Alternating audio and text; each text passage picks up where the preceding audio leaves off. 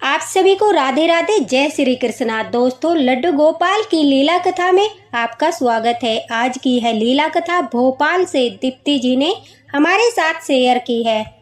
उन्होंने हमारे वीडियो पर कमेंट किया था, उन्हें भी अपनी यह लीला कथा शेयर करनी थी। दीप्ति जी का कहना है कि जिस प्रकार से लड्डू गोपाल के स्नान जल को लेकर काफी भक्त गलतियां करते हैं और उसका प्रतिफल फिर भोगना पड़ता है, उसी प्रकार से लड्डू गोपाल की सेवा में जो सबसे अनिवार्य है, जो सबसे महत्वपूर्ण है, जिसके बगैर दोस्तों हमारी पूजा अधूरी है, वो है लड्डू गोपाल की आरती, लड्डू गोपाल की ज्योति जगाना।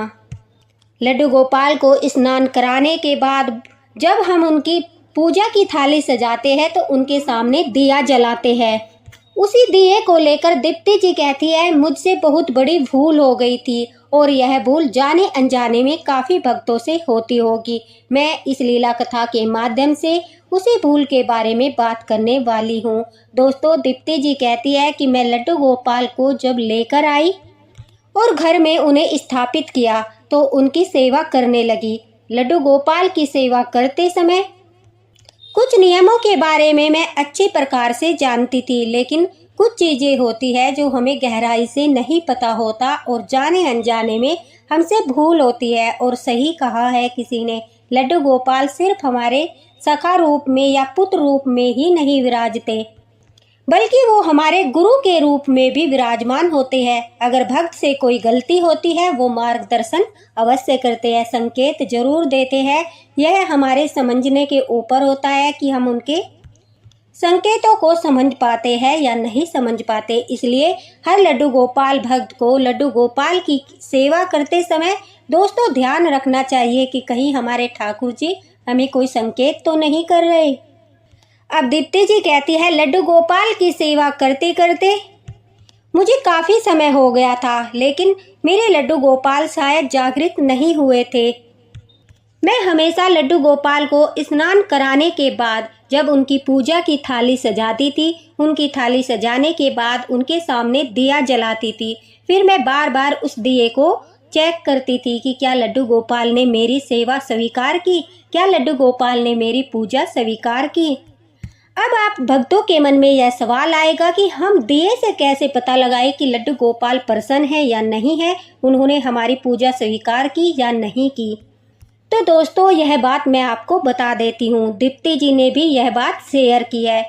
वो कहती है कि जब भगवान हमारी पूजा को स्वीकार करते हैं, वो प्रसन्न होते हैं, तो जो हमारा दिया होता है उसमें जो हम बातें डालते हैं उस पर एक फूल आ जाता है, और जब वो फूल आ जाता है वो सबसे बड़ा संकेत होता है कि ठाकुर जी ने हमारी पूजा स्वीकार कर ली, वो प्रसन्न है। और यह ठाकुर जी की ही बात नहीं है, जिस भी देवी देवता की हम पूजा करते हैं, अगर हमारा दिया जलाने के बाद कुछ समय के पश्चात हमारे दिए की लो पर फूल आ जाता है, तो यह हमारे सबसे बड़ा संकेत होता है कि हमारे जो आराध्य हैं उन्होंने हमारी पूजा स्वीकार कर ली।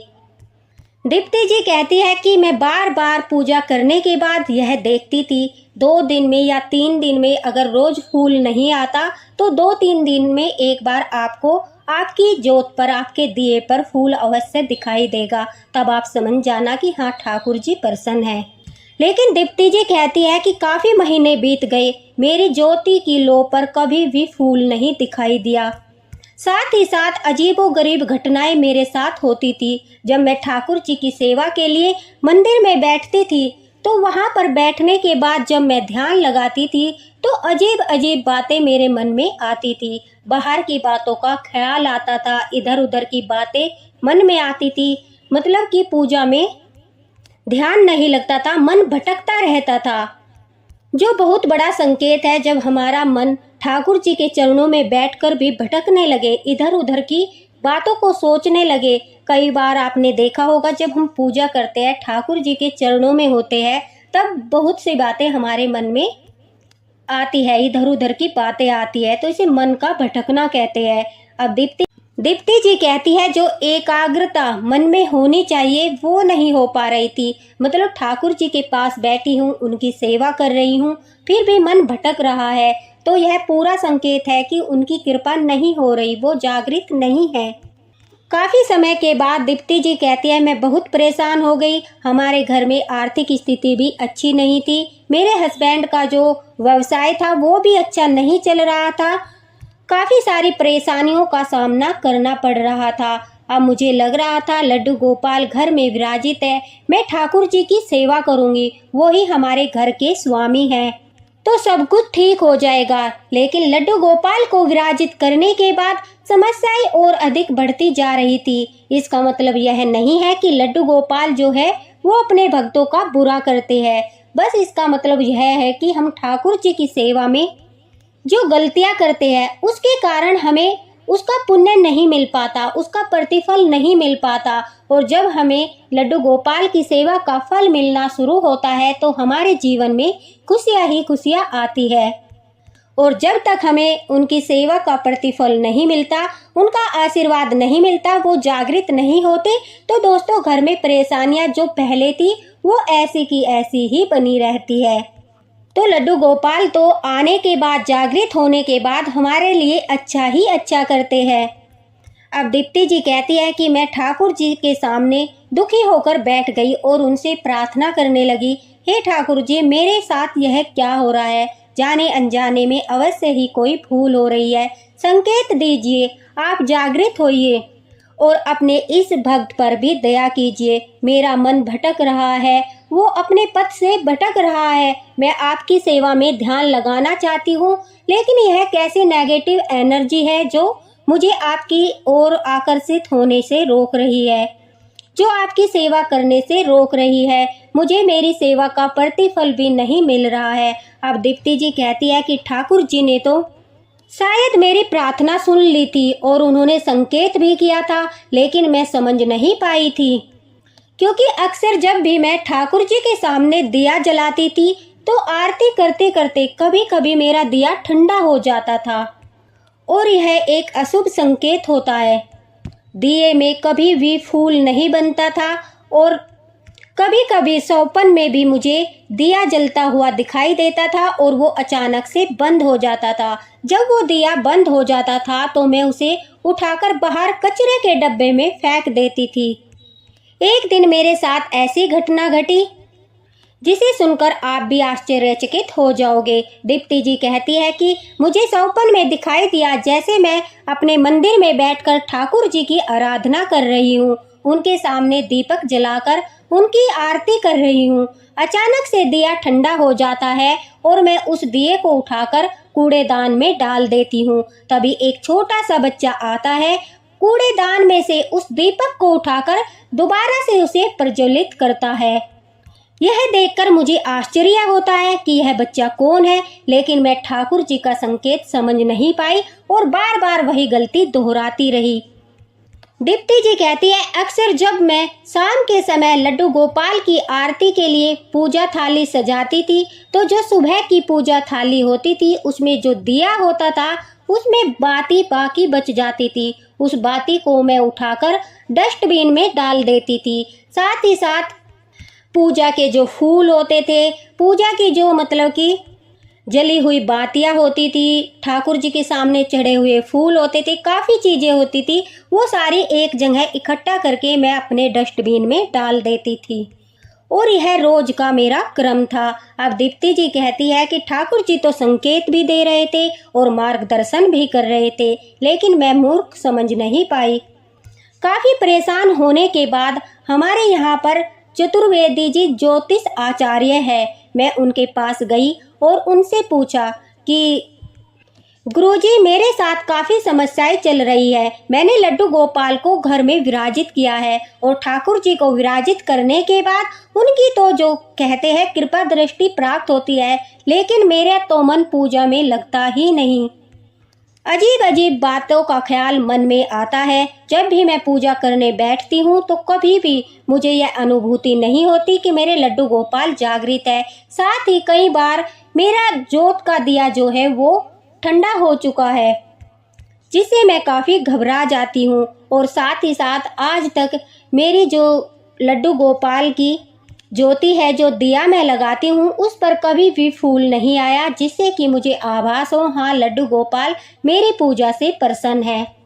तभी ज्योतिष जी कहते हैं, दीप्ति जी कहती है कि वो कहते हैं कि अवश्य ही ठाकुर जी की सेवा में तुमसे कोई भूल हो रही है, इसी कारण से तुम्हारा मन पूजा में नहीं लगता। लेकिन ठाकुर जी तो अपने भक्तों को अनुभूति कराते हैं और संकेत भी देते हैं। ऐसा कभी नहीं हुआ कि लड्डू गोपाल घर में विराजित हो और उन्होंने अपने भक्तों को संकेत ना दिया हो। वो जागृत हो या ना हो, लेकिन वो संकेत अवश्य ही देते हैं। अपने भक्त को उनकी भूल सुधारने का मौका अवश्य देते हैं। क्या कभी तुम्हें कोई अनुभूति हुई है? और जोत का इस तरह ठंडा होना अच्छी बात नहीं है। अवश्य ही पूजा करने में, आरती करने में तुमसे कोई गलती होती होगी। तभी मुझे वो दिए वाली बात याद आती है। दीप्ति जी कहती है, मैं उनसे कहती हूँ कि एक बार मुझे सौपन में इस प्रकार से दिखाई दिया जैसे कि मैंने दिया डस्टबिन में डाल दिया। तभी एक छोटा सा बच्चा उस दिए को उठाकर फिर से प्रज्वलित करता है और यह देखकर मैं आश्चर्यचकित हो जाती हूँ। तभी वो ज्योतिष शास्त्र जी कहते हैं कि क्या तुम जब भी लड्डू गोपाल के लिए शाम को पूजा की थाली सजाती हो, उस समय तुम उस थाली को अच्छे से साफ करती हो या फिर सुबह की झूठी थाली में ही दोबारा से आप दिया लगाती हो? तभी दीप्ति जी कहती है, नहीं गुरुजी, मैं तो सारी जो भी सामग्री होती है उसे पहले इकट्ठा करके डस्टबिन में डाल देती हूँ, अच्छे से थाली को साफ करती हूँ, फिर दोबारा से साफ थाली में, स्वच्छ थाली में दिया लगाती हूँ। यह बात सुनते ही ज्योतिष शास्त्र जी ने कहा, अरे पगली, ठाकुर जी स्वयं तुम्हारा मार्गदर्शन कर रहे हैं, तुम्हें संकेत दे रहे हैं, फिर भी तुम्हें समझ नहीं आया। उनके ठाकुर जी का जो दिया जलाते हैं, उसकी जो बत्तियां होती है, उन्हें इस तरह से नहीं फेंकना चाहिए। शास्त्रों में भी लिखा गया है कि जो प्रभु के सामने हम दिया जलाते हैं, उसकी जो बाती होती है, अगर वो पूरी जल जाती है तो प्रभु की विशेष कृपा हमारे ऊपर होती है। उसकी जो राख होती है उसे एक डिब्बे में इकट्ठा कर लेना चाहिए। और जब भी तुम्हारे घर में छोटे बच्चे की नज़र उतारनी हो या फिर तुम्हारा बच्चा डरता हो, उसे थोड़ी सी वो राख लगा दीजिए, क्योंकि वो तो ठाकुर जी का आशीर्वाद होता है। साथ ही साथ अगर तुम्हारी बातियां पूरी नहीं जलती, आधी अधूरी रहती है, फिर भी ठाकुर जी की कृपा तुम्हारे ऊपर है।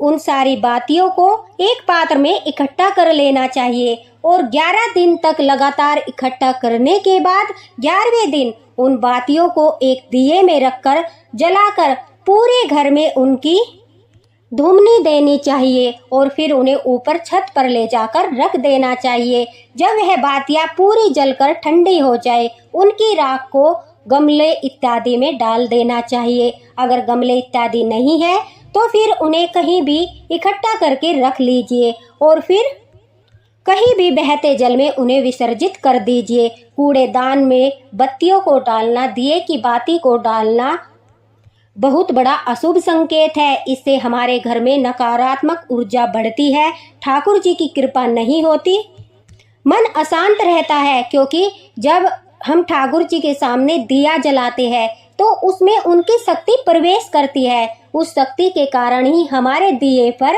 फूल बनता है और उस फूल से ही हमें आभास होता है कि हमारे आराध्य हमसे प्रसन्न है। तो वो तो उनका सबसे बड़ा आशीर्वाद होता है। तुम उस आशीर्वाद को ही कूड़ेदान में डाल देती हो, फिर किस प्रकार से कृपा प्राप्त होगी? फिर किस प्रकार से तुम्हें उनकी अनुभूति होगी? लड्डू गोपाल इसी वजह से जागृत नहीं है क्योंकि तुम उनके सभी आशीर्वाद को तो कूड़ेदान में फेंक देती हो या जल में बहा देती हो। फिर किस प्रकार से अनुभूतियां होंगी? ठाकुर जी तो तुम्हारा मार्गदर्शन कर रहे हैं, लेकिन तुम समझ नहीं पा रही हो। अब दीप्ति जी कहती है कि मुझे भी लगा कि मेरे ठाकुर ने, मेरे लड्डू गोपाल ने तो मार्गदर्शन किया था, लेकिन मैं मूर्ख समझ नहीं पाई। अब पूरे ध्यान के साथ, पूरे प्रेम के साथ मैंने अपनी पूजा में यह नियम भी अपनाया। सारी बातियों को इकट्ठा करके मैं 11वें दिन उन्हें जलाकर पूरे घर में उनसे धूमनी देती थी और उसके बाद उन्हें छत पर ले जाकर रख देती थी। धीरे धीरे मेरे घर की सारी नेगेटिव एनर्जी दूर हो गई। ठाकुर जी की पूजा में मेरा मन लगने लगा। जब भी मैं उनके पास बैठती थी तो सिर्फ ठाकुर जी के सिवाय मुझे कुछ नजर नहीं आता था। अब मैं सच्चे मन से उनके जाप भी करती थी। लेकिन कोई इधर उधर की बातें मेरे मन में नहीं आती थी। ठाकुर जी की कृपा से मेरे दिए की बाती पर अब दूसरे तीसरे दिन फूल भी दिखाई देता था, जिससे मुझे आभास होने लगा मेरे लड्डू गोपाल मेरी पूजा से प्रसन्न है। दीप्ति जी कहती है कि सब कुछ अच्छा होने लगा, व्यवसाय अच्छा चलने लगा, मेरी हालत में सुधार हो गया, घर की आर्थिक स्थिति एकदम पहले से भी अच्छी हो गई और ठाकुर जी की विशेष कृपा हमें प्राप्त हुई। देखो दोस्तों, ठाकुर जी ने कितना बड़ा मार्गदर्शन इस लीला कथा के माध्यम से आप लोगों का किया है। आप लोगों तक यह लीला कथा पहुंचाकर उन्होंने बहुत बड़ी भूल करने से आप लोगों को बचा लिया। अगर जाने अनजाने में आपसे भी यह भूल होती है और आपके लड्डू गोपाल जागृत नहीं हुए हैं, तो आप भी इन बातों का ध्यान रख के कृपा करके ठाकुर जी की कृपा को प्राप्त कीजिए। आपका मन भी पूजा में लगेगा, एकाग्र होकर आप ठाकुर जी का जप करेंगे और उनकी कृपा प्राप्त करेंगे। वीडियो अच्छा लगा हो तो ज़्यादा से ज़्यादा शेयर करना और ताकि लड्डू गोपाल भक्तों तक यह वीडियो पहुंच सके, और एक लाइक भी अवश्य करना दोस्तों, क्योंकि लाइक करने से हमें भी अच्छा लगता है कि हमारे द्वारा बताई गई जानकारी आपको पसंद आती है। लड्डू गोपाल जो आपका मार्गदर्शन करते हैं वो आपको अच्छा लगता है। इसी के साथ राधे राधे, हरे कृष्णा। मिलते हैं अगले वीडियो में। अगर आप भी यह भूल करते हो तो आज से ही इसे बंद कर दीजिए और लड्डू गोपाल की भरपूर कृपा प्राप्त कीजिए। राधे राधे।